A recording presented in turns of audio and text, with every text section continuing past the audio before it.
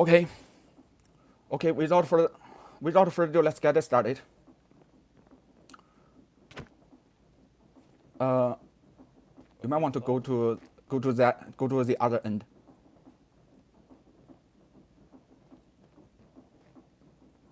You might want to go to the other end. Hello, hello. Hello. Do you hear me? You might want to go to the other end. The end. Okay. Wait a minute.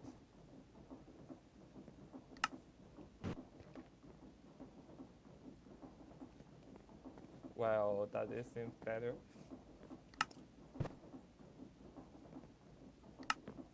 Okay, okay.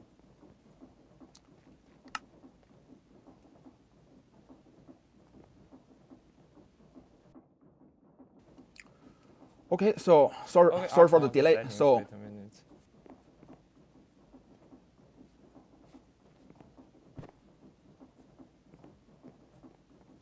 How is working? press way to I will control the slides, so you probably don't need to do anything. Okay, I just speak when it needs me. So sorry for the delay. Good morning. So without further ado, let's get started. Good morning, afternoon, evening, everyone here, and thank you for coming to this keynote.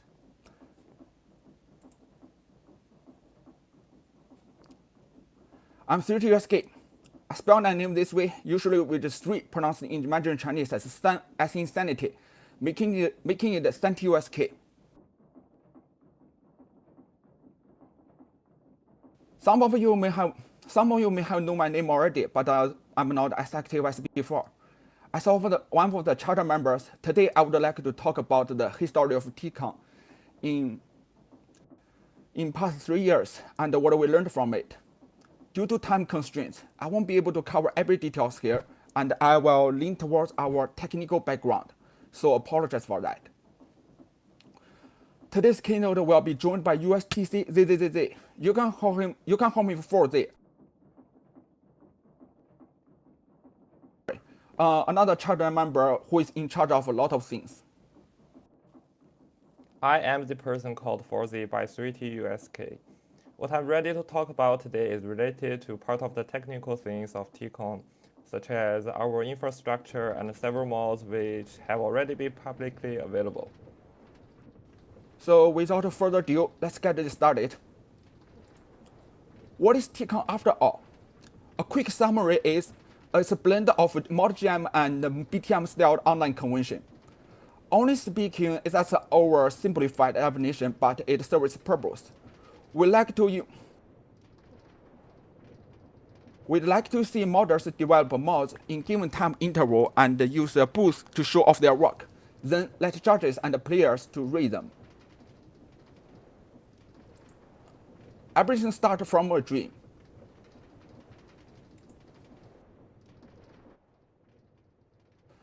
I was in BTM 16, 16.2, Pico BTM, and BTM Moon. Only missed the very first BTM 15. This event deeply impressed me, but it left one single question in my mind: can we have something similar in the Chinese-speaking community? I once believed the answer was no. The problem is, while there are surely a lot of players, only a few of them are modders. To make a situation worse, these modders typically have a lot of matter to deal with in their real life. Many of them are students and have to prioritize the exams. Some of them have jobs to do and bills to pay, and thus little to no time to spare. Here's an extreme example. Back in 2015, MCPBS, one of the largest Chinese language Minecraft communities, organized a mod jam event. Guess what? There was no submissions. Technically, there was one submission, but it was ineligible because it had been published in 2014. As a result, in the next couple of years, I always believed that we did not have enough people to make it possible. Situation improved in 2018 when another group tried the same. This time it was NetEase, the company behind the localized Minecraft China.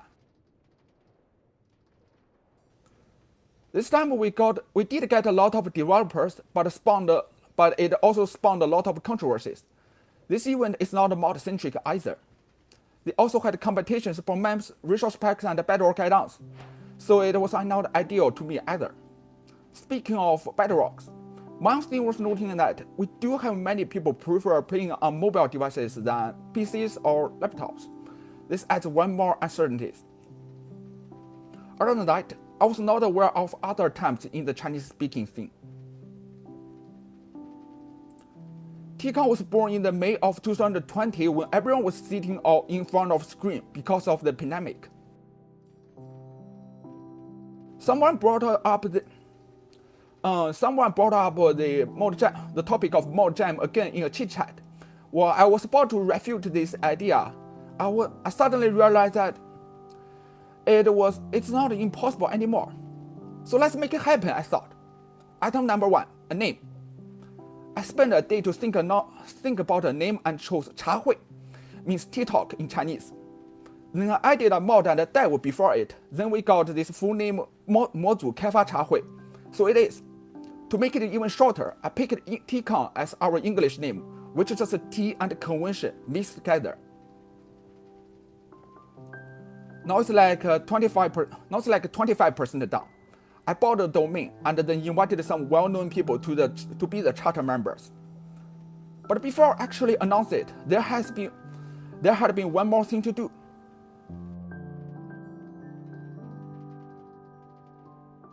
We need to know how the community thought about it.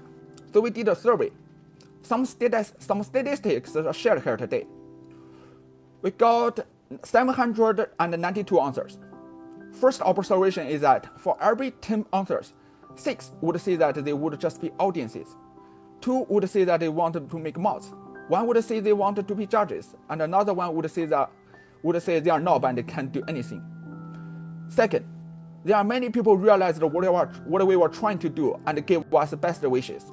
Some people even really point to BTM. Oh wow. Next, there are also criticisms.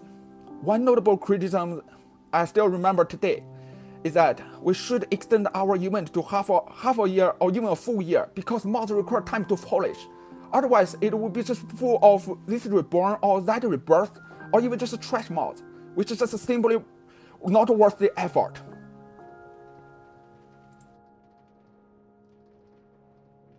Then we have this version preferences. This question allowed multiple choices, so we get this result. 73.1% of all answers say they want 1.12.2. Half of the answers say 1.15.2, the latest at that time. 28.1% says 1.14, and 25.2 says 1.7.10. Should I do it a few years earlier, I would have expected 73.1% says 1.7.10 instead. Last but not least, on the issue of piracy. It's almost a half-half split. I won't go deep this because of time, but hopefully in the future.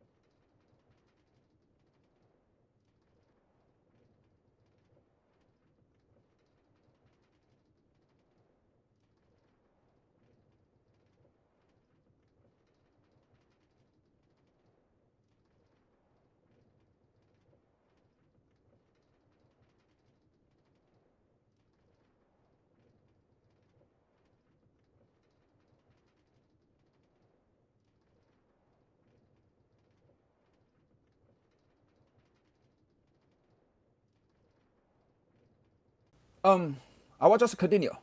with all the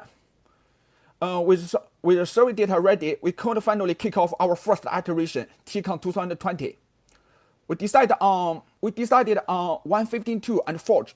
Fabric had already been a thing at the time, but most of our team members were not familiar with it except me. So we stick with Forge to accompany this. As for the theme, we initially gave two optional themes, tea and summer. One matched our name and one matched the time. But we ended up with lots of mods trying to fit the theme, including a mod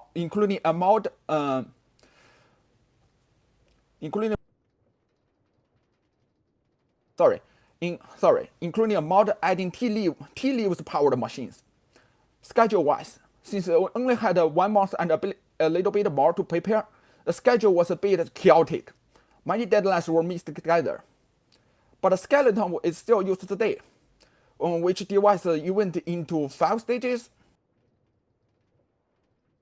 And they are opening, building, exhibition, closing, and shutdown. It would give about 2 months to develop a mod and 1 month to build booths, then open the public server for about 2 weeks, announce the results, and keep the server running for another month for anyone who cannot make it on time. Opening and closing have their own ceremony. We may invite guests.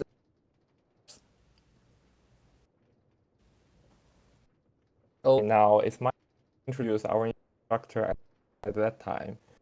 Given our Can you hear me? Yeah, it's in this whole con. So I believe we were.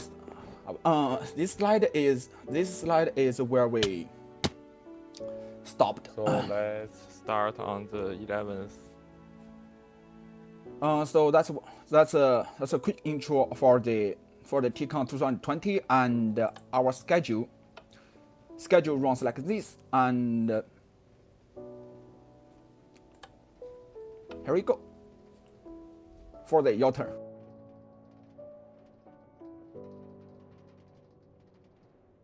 Okay, now could you or audience hear me? It's my time to introduce our Okay, let's continue. It's my time to introduce our infrastructure at TeaCon 2020. Given our natures, we need specialized mods to do specialized tasks. In TeaCon 2020, we have created several mods such as Slideshow, which is a mod that displays web images, and Error Control, which is a plot management mod, Chrome Ball, which is a meme mod making my most commonly used avatar into a droppable item that players can throw away everywhere in-game, Nickname, which is a mod to allow you to change your display name in-game. This was later abandoned because it caused confusion and management burden. Simple Permission, which provides a permission management system on top of the Forge Permission API. This was later replaced with LogPerms because LogPerms does it just right. All of them can be found in our GitHub organization. They are currently not available on either CurseForge or Moderains, however.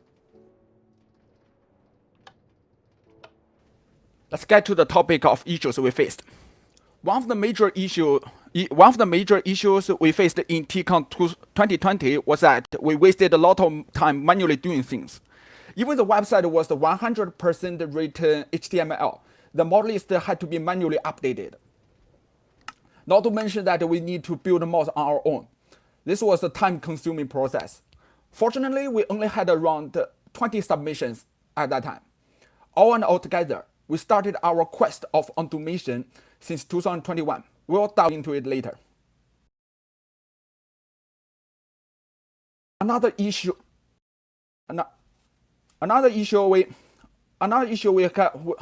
was that our exhibition server got attacked. We spent like 2 days to confirm it was an attack, which utilized a 0-day vulnerability from the one probe.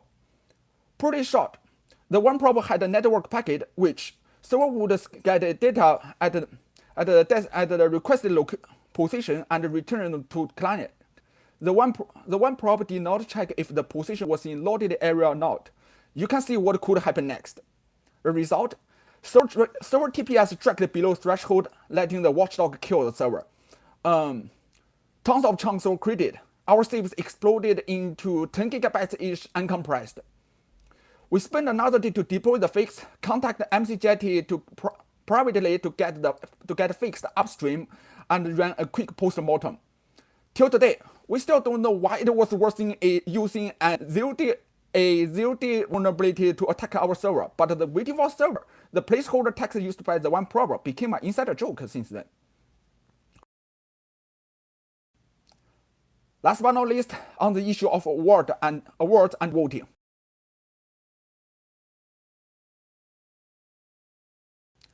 We only had a dedicated judge team at the time, and it turned out that it was implemented very poorly. Many judges gave their result late and somewhat unprofessional, and some results are lack of professionalism, I have to say. Not only that, but also some words were simply impractical. Those words never came back. Voting was collected in a spreadsheet and counted manually. Well, I did use some functions to speed it up, but everything is still by hand largely.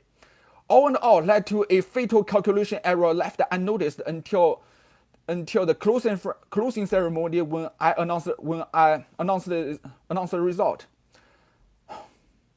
Consequently, the voting process was reformed in 2021, which we will discuss later, briefly. So these are all we have for TeaCon 2022. TeaCon 2020.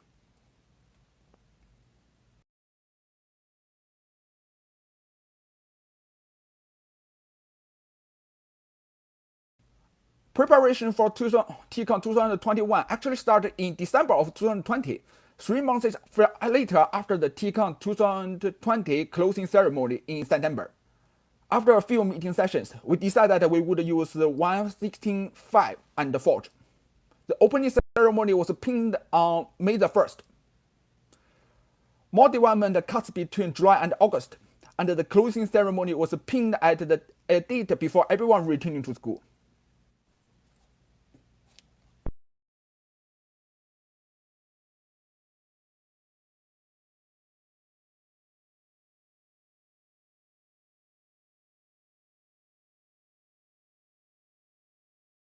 We decided that we would use a mandatory topic. We would give a lengthy prompt to explain the topic, hoping that this can help participants to think about what to do. The topic of TeaCon 2021 was a bit lengthy, but in a nutshell, it was small fictitious gadgets. We ended up with some rather big things though. We also decided to introduce an example mod. Put it this way, if TeaCon ourselves is also a participating team of TeaCon, then this example mode is what we will do. Not only it helps explaining our theme, but it also serves as a starting point for other models.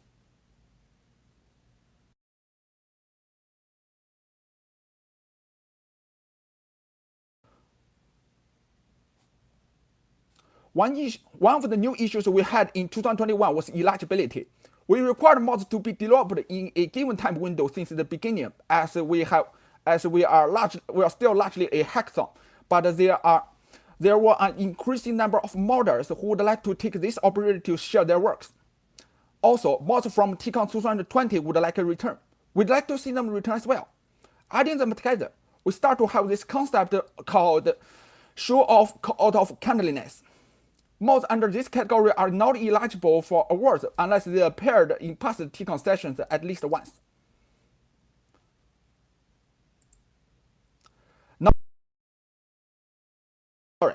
Now we are hitting the tech stack. Earlier I mentioned that manually doing things wasted a lot of time. To address this, we start to write a lot of things. I will hand the microphone to ZZZZ.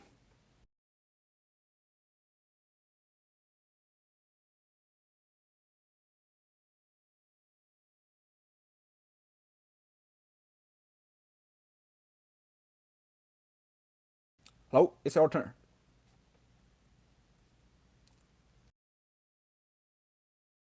Oh, sorry, I forgot to open the voice. The earliest and the most urgent need was the sign-up portal, which was also the first completed and deployed in the newly added infrastructure of TeaCon 2021. It's called 碧螺春. The name comes from a type of green tea. It was initially written in Python using Flask, later written in Go, a programming language officially maintained by Google. It uses Microsoft OAuth.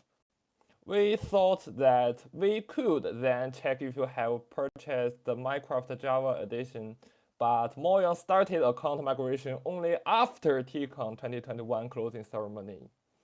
Blame Mojang, I guess. It has a RESTful API. We were also RESTful too, because we got everything needed from API.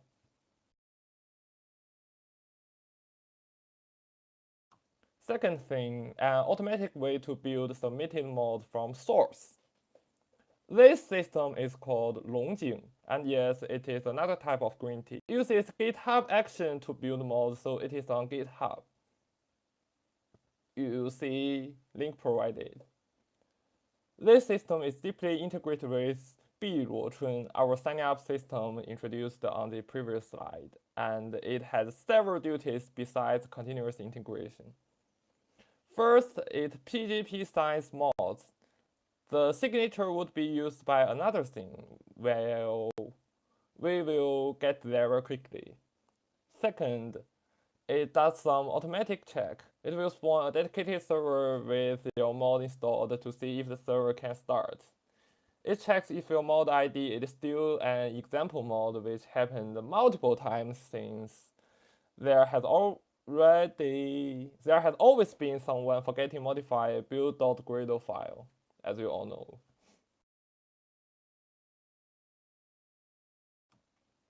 Third thing, a place to collect extra resources and data. We officially name it Packed User Exhibition Resources, or PUR, P-U-E-R for short. PUR is a type of dark tea. It is on GitHub too, so link provided here. Previously, PUER was also responsible for assembling server modpack, but that was moved to a dedicated service in 2023, aka this year.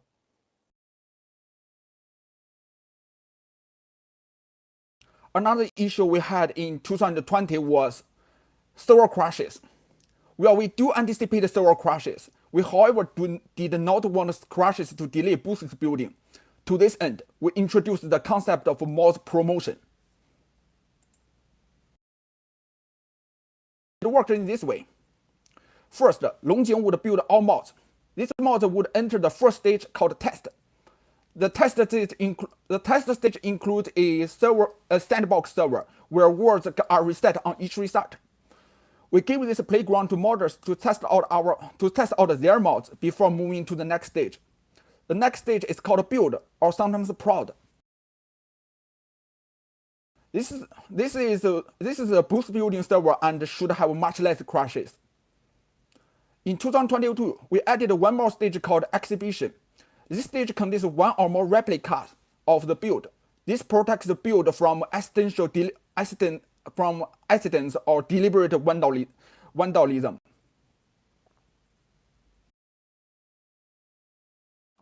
Let's talk about our infrastructure mods. In TeaCon 2021, they also had new members. First is Remote Sync, a mod updater based on FML. Every time the game starts, it will fetch the latest mod list, download the mod, download the PGP signature by Longjing, check the signature, and finally pass the mod to FML. While it certainly fulfilled its purpose, it also caused a lot of new issues. Because of these new issues, we dropped Remote Sync and started using PegWiz this year. Everyone listening here might be familiar with PegWiz already.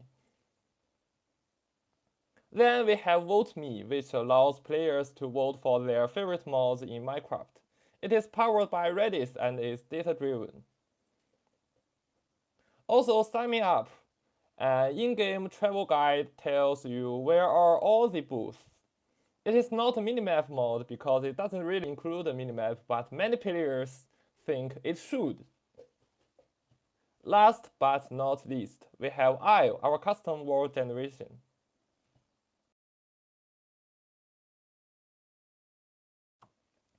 This is how Isle works.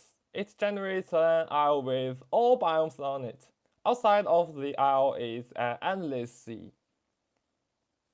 Since biome distribution is random, we would try multiple times to actually find the seed with all biomes needed. In fact, it may take hundreds of times.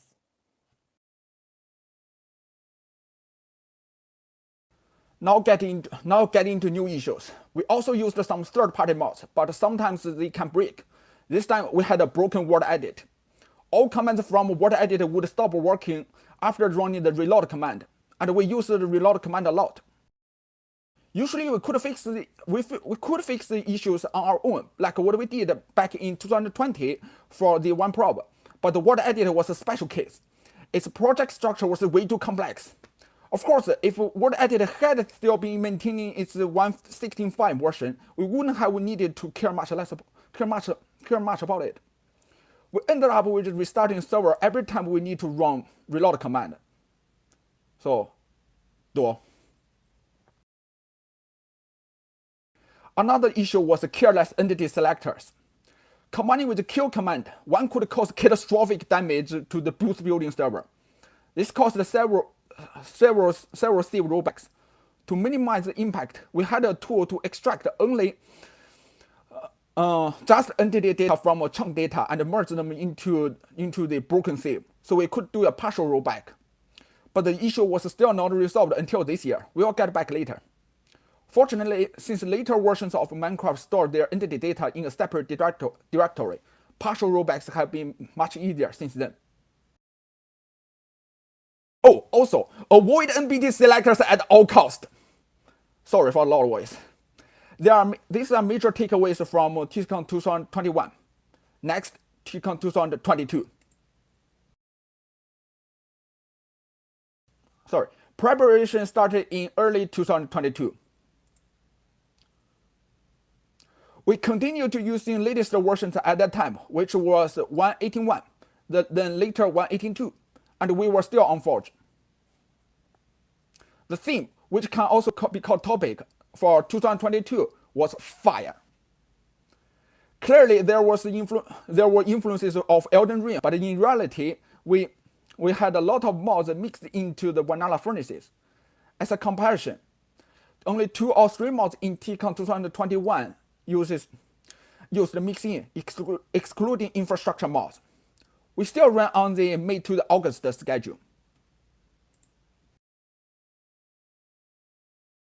We continued to offer an example mod for reference. This time, cannon fire. It added a cannon.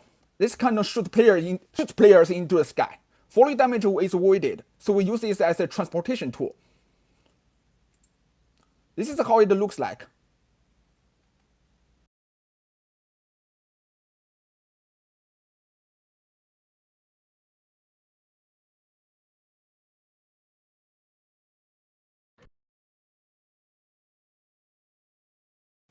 In addition to the example mod, we also made a modding tutorial. It's called 正山小种, and it's a type of black tea. This tutorial is intended for anyone who like to join but had no modding experience before. It is designed in this way. Copy this and copy that, and then it should work. Well, maybe it worked as expected. We still like a feedback on this one.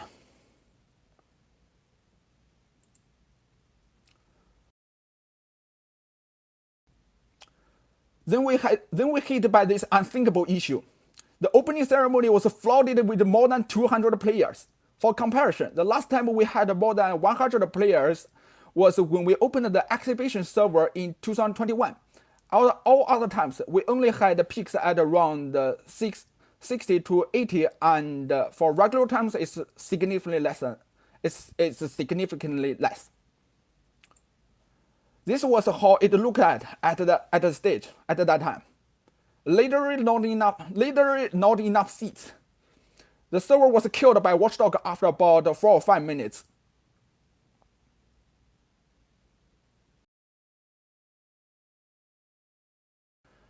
It is worth noting that we could not find a screenshot that literally does say more than 200. Only this one with 190 players. Pretty close though.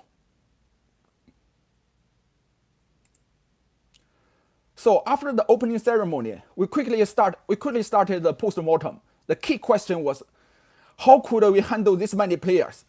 We happened to have the author of Arclight, a forge bucket server hybrid in our advisor team. He proposed a solution based on setting up replicas. First, we would have 4 servers. Each one of them is a copy of a build server. All 4 servers would run on Arclight and put behind Lightfall, a fork of Waterfall that adds proper forge support. It requires a client mod to actually proper works though. Then on Lightfall, we have an algorithm to distribute players evenly among replicas. Finally, with a mod called Phantom, all players can see each other from different replicas. The majority of staff members voted in favor of this setup, so it was adopted. We also decided to switch from screen command to Docker Compose to run servers. It serves as a primitive way to do replica orchestration, and it provides some level of sandboxing. However, it was later revealed that we still had to use a lot of ad hoc bash scripts.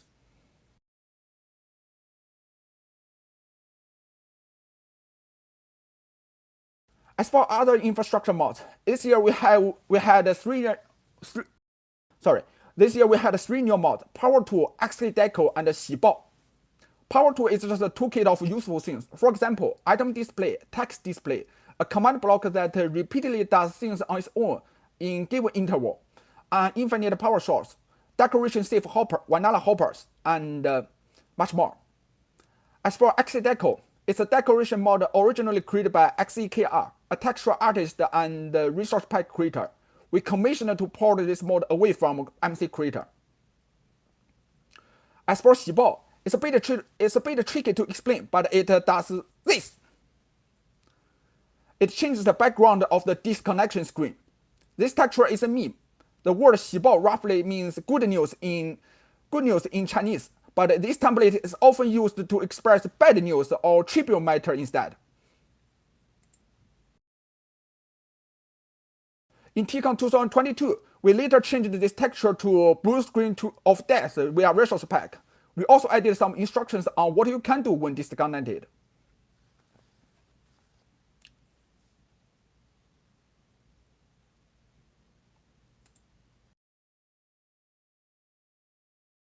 Back in TeaCon 2021, there was a mod adding trading cards and an accompanying collection book. The author said the author of side mod also organized an unofficial card collecting activity. Inspired by this, we rolled out our unofficial collection event in TeaCon 2022. We had 34 Flash-themed items to collect. It clearly had influence from Dark Soul. As for a result, we found that most items were easy to find, but still some items were a bit obscure to find. Some were gated behind minigames, but those games were tricky. We also had to learn that it costs a lot of time to organize such an event. We will need to plan ahead if we want it next time. Speaking of minigames, TeaCon 2022 had more minigames than 2021 or 2020. This led to the issue of quote cheating quote. The reason I use quote is that the situation is more like unexpected mod interactions instead. In short, there are mods offering flying capability, and there are games such as parkours. Adding them together means that you could not complete the game in an unintended way. We're still in trial and fail stage on this issue. We had made area control capable of prohibiting the possession of certain items in certain areas and we requested models to notify us if they are adding alternative transportation methods. We will continue to explore alternative solutions. And a classic issue, shaders. So there are many people who would like to do a recorded tour and share the videos. Among those people, the majority of them want shaders. The issue was not that outstanding because not many models were dealing with rendering at that in the past. We all know that it can be very daunting when it comes to conflicts with shaders, especially Optifine. Not to mention that we are still on Forge, which means that we only have occludes, not the original arrays. For now, all we could do is to provide help as much as we can, though oftentimes very limited. I wish one day we could have a practical guide on how to be compatible with shaders, but that's still a far-fetched goal.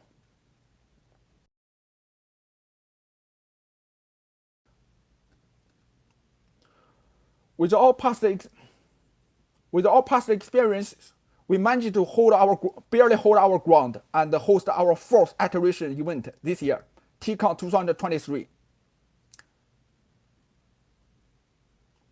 Yes, it is still ongoing right now. Right now, we have passed the more development deadline, which was on August 2nd, and there are people working on the booth building server at this very moment, I guess.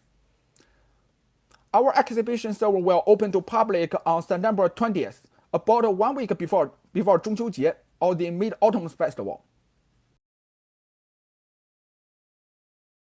This year, we had a lot of extraordinary situations. First, when we held our first planning meeting back in January, we decided to use 1.19.4, but the Muon released 1.20 early June. We had no choice but to follow, which means all the mods had to be updated. Second, about a month after the opening ceremony, new Forge was born out of Forge. This time, we are simply too late to move. We do not want to cause more confusion to all participants. This year's topic is 热闹, meaning lively, vibrant, or liveliness. The example model we have this year is a long boat with Ender Dragon head on it instead. The reason is that our opening ceremony was close to 端午节, also known as the Dragon Boat Festival. It's a traditional Chinese holiday. The slide contains a banner art created by有理的猫.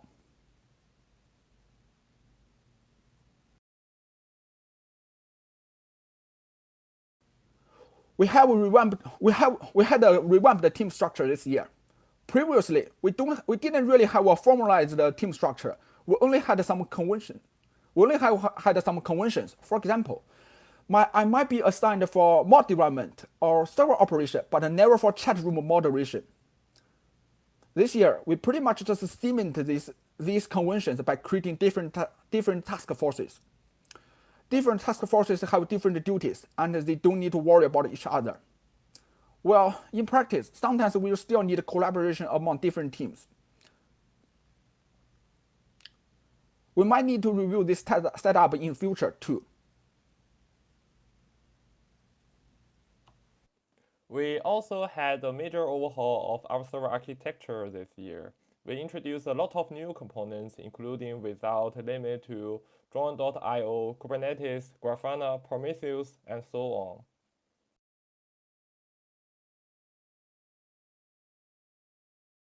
This diagram demonstrates how complex the architecture is. It consists of many parts, in addition to Longjing, Biluochun, and Pu'er, introduced in TeaCon 2021. It also includes an image packaging service, a package-based modpack manifest generation service, a download service for mod dependencies, and multiple pods running Minecraft servers which are managed by Kubernetes. Besides, it contains a Redis server, a PostgreSQL server, a system based on Prometheus for collecting matrices, and a log collection and analysis system based on FluentBeat and Grafana Loki. All with a single objective, easy automatic server scaling and monitoring. Honestly, this diagram is too complicated and we may need some time to make it easier to understand.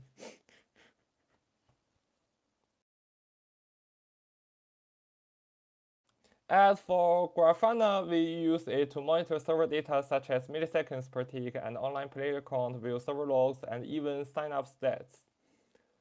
This Grafana screenshot shows that how many players stayed on one replica, and it takes average 5.8 milliseconds to perform a tick.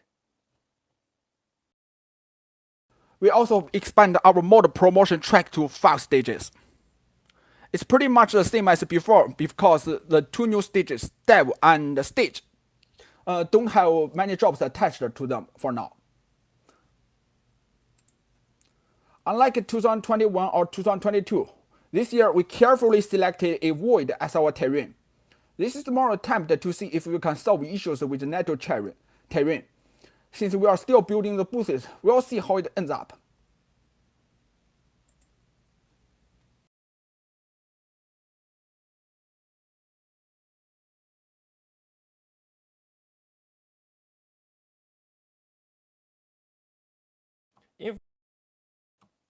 Infrastructure modes are still growing. Our plot management mode, Error Control, is now capable of stopping rogue selectors from targeting innocent entities.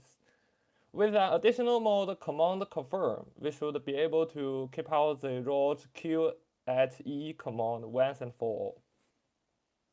Check Me In is a mod to guide players visiting booths by using check-in points. It was finished a few weeks ago, so more details will come later. 公道Bay is responsible for service discovery and load balancing. It has 2 parts, one Forge mode and a bungee cord plugin. We also have this Z-Prop mode to bridge the Minecraft servers and Kubernetes.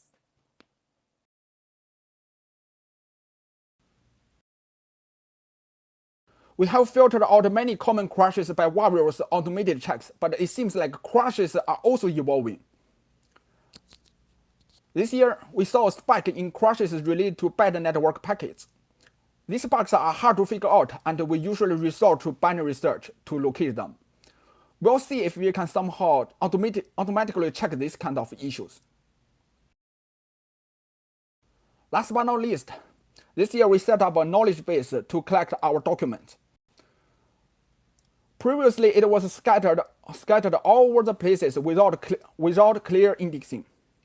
With this knowledge base, we can do a lot of things, such as hosting our curated FAQ, the documentation of our mods, how to do this and how to do that. We can also directly open some documents to public, which improves our transparency. Since TeaCon 2023 is still ongoing, this will be the last part of our keynote, our future. Honestly speaking, we don't have many expectations. All of us are grown-ups and have either schoolwork or jobs to do. So really, the hardest part is to hold our ground. After we make sure we are still here, we would keep learn from mistakes, try new things, and hire more talents to share our workload. Some key fields to work on include player experiences and how to make more people know of those actually good mods. If we can get the right people to help on this, that would be magnificent.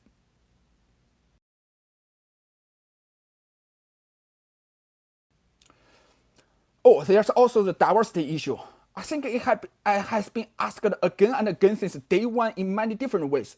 When will support Fabric? Do you accept Fabric mods, Qt, Fabric plugins, database, or even command blocks? The answer to this is we need much more time and resources if we ever want any of these options. Or you know what? We are eager to see a competitor. I mean, a competitor from the Chinese-speaking scene. I'd like to end this keynote with a Chinese proverb, which reads as follows: "Blue is obtained from the indigo plant, but it's bluer than the plant itself. Ice is made from water, but it's colder than the water itself." I believe with our lessons and mistakes will be the stepping stone to success for our competitors. So thank you for listening to this prolonged keynote. Feel free to ask any remaining questions now. Thank you. Thank you.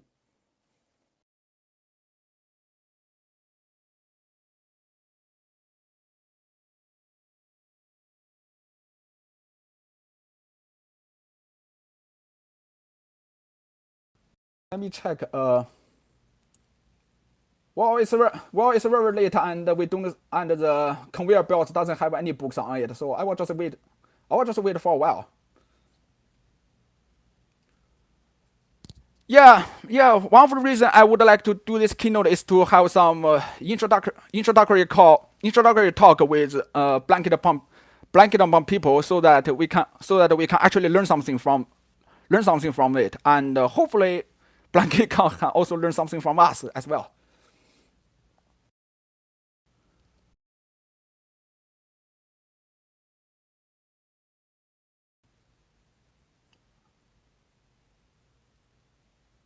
Yes, thank you. Much appreciated.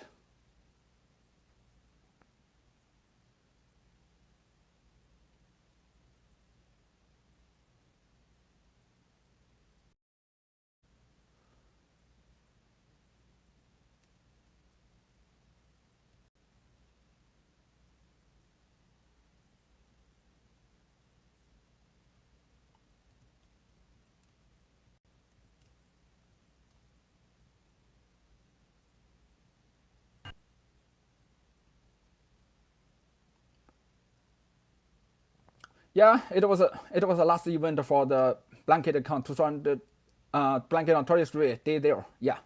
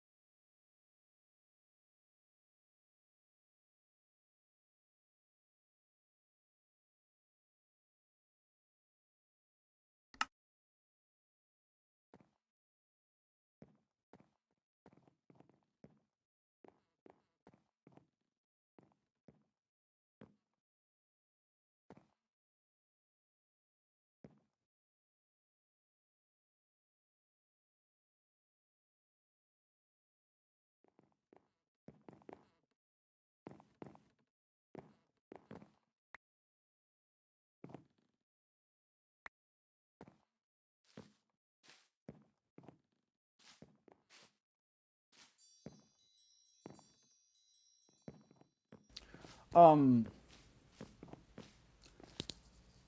how BlanketCon handle this many players without sharding?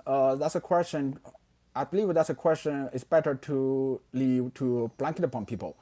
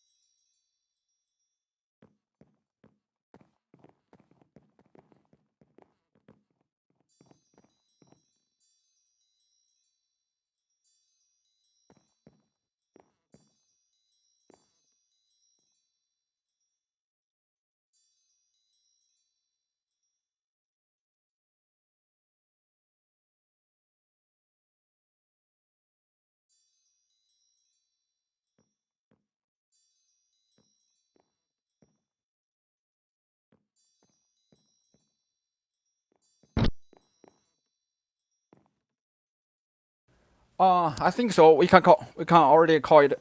We can already call it today. Sorry for staying you late. Really, it's already 11 p.m. to me as well. So, okay, thank you. Thanks for coming. Thank you.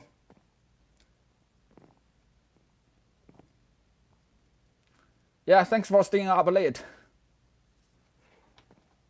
Sacrifice for every 8 a.m. Time zone is a thing.